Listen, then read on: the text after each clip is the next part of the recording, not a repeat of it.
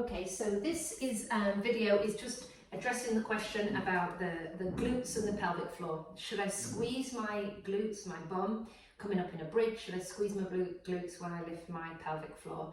So this course is predominantly early postpartum, rebuilding foundations, building strength from the inside out, trying to get in touch with those deepest core muscles.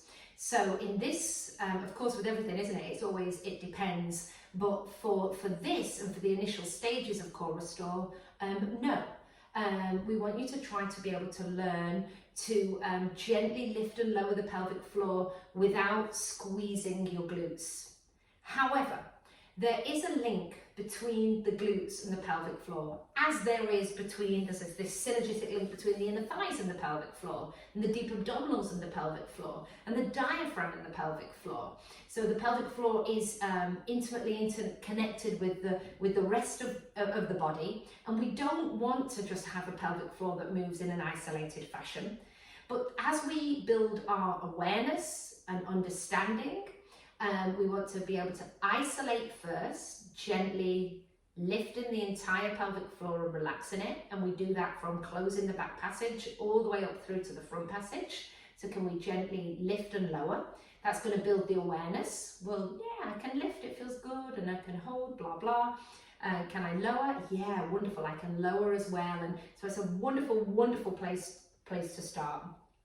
However, you might find this frustrating, and you might say, no matter how much I practice, I cannot do it. So you could practice with your hands on your bum, and you think your bum is applesauce, not apples, so nice and jiggly, wibbly, and then gently try and lift and relax your pelvic floor. Practice up here with your hands on your bum. It might help you to have the habit of not clenching and squeezing, okay? Now, you could also try putting a block between the inner thighs. So, for example, in your bridge, let's just say,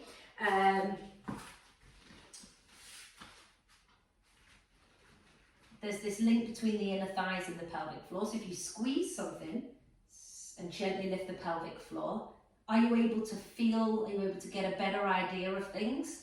And again, it's just intention. It's not that you're going to feel like a dramatic whoop, massive lift. It's not like doing a huge bicep curl.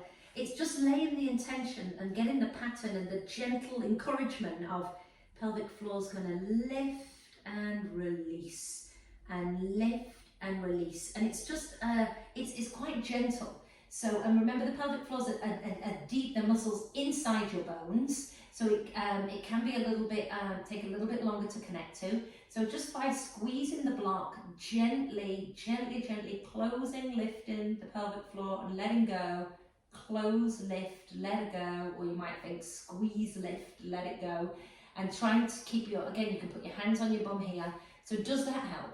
Does putting your hands on your bum, activating the inner thighs instead, does that help you find that gentle, isolated pelvic floor muscle contraction, the lifting and the lowering? Remember, we want to do it isolated at the beginning only because we want to build your awareness, your education, and because everything layers on from there. Because, you know, it's all about the game of change and building back up strength. And if we don't know where we're at and we're unsure of where things are, it can be harder to make change. So isolated first, gentle lift.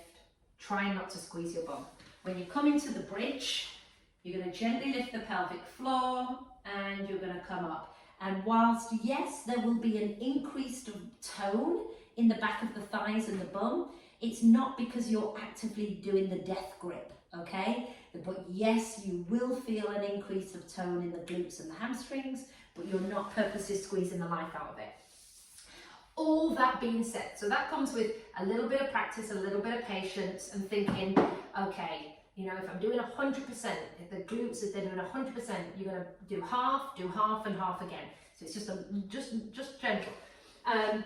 Now that being said, there is a link between glutes and pelvic floor, and it might well be that what you need to do, maybe you do need to do a gentle glute squeeze. Again, gentle, not the death grip. Maybe you do need to exhale, gently glute squeeze and do a pelvic floor lift to start to feel the pelvic floor and get that activated, okay? But then once you kind of go, oh, get that sense of what it feels like to get that pelvic floor moving, then you see, can you isolate again? So you might need to have a glute squeeze to feel the pelvic floor, but then see, can you drop the glute squeeze and do the isolated pelvic floor, and then later on you might want to bring that glute squeeze back in, particularly if you need to build strength in the pelvic floor muscle. Okay, so at this early stages, isolation really is the beginning of our continuum, the name of the game, and it's gentle. Okay, so hopefully that helps answer your questions. And we need great glutes for a healthy, fit pelvic floor. The glutes are responsible for keeping the pelvis in more of a neutral position. So, you know, not overly here, not overly tucked, in a more of a neutral position. And that's very helpful for a healthy, happy lower back posture. And they're also something that is, hold on, sorry. Oh yeah, and they're also a window, what's going on in the glutes, are a window into what's going on in the pelvic floor. So, you know, if you do have glute tightness, you know, when you feel like you have to have a deep rub in there and there, that often goes hand in hand with pelvic floor tightness, especially in the back of the pelvic floor. So glutes needed for good posture, healthy lower back, and happy pelvic floor, and are a good window into what's going on in the pelvic floor. Often a flat bum, tucked under bum is generally a sign that the pelvic floor needs some more strength, and an overactive glutes tends to be overactive pelvic floor. So glutes, again, like with everything, it's a little bit like Goldilocks, but we have 3 steps to creating great glutes, and we're going to do those in the class next week. So great glutes, number 1 is to stop the habit of clenching, overly squeezing and tucking your bum under. So stop that in your exercise, in your daily habits of walking around.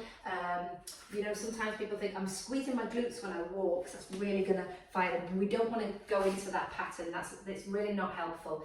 We want these to turn on as much as necessary for the activity in hand. Okay, so bum squeezing and tucking under, you know, holding your baby with your bum like in this posture is really not helpful for the low back, the pelvic floor, or building strength.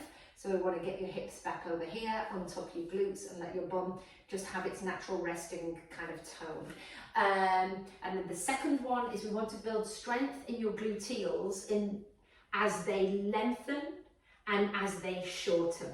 So that's called the eccentric and concentric phases. So for example, we'll be doing this next week. We want to train the glutes to get strong in, let's say, we'll do this exercise next week. So this is a hip thrust. You could use a bench or a chair as well. So when the bum is coming down here, you're getting this wonderful hip hinge that we did today. So you get the glutes long, lengthening. So this is the eccentric phase, and then concentric shortening. Eccentric and concentric. So we want to build strength in the lengthening phase, the eccentric, and then in the concentric. So we'll be looking at that next week. So great glutes, really important. And today we did the initially kind of just waking up glutes, and we did a little exploration lying on our belly. Could we feel them? What was going on there? And that's a wonderful kind of beginning exercise. So I hope that helps. Please come back to me with any questions.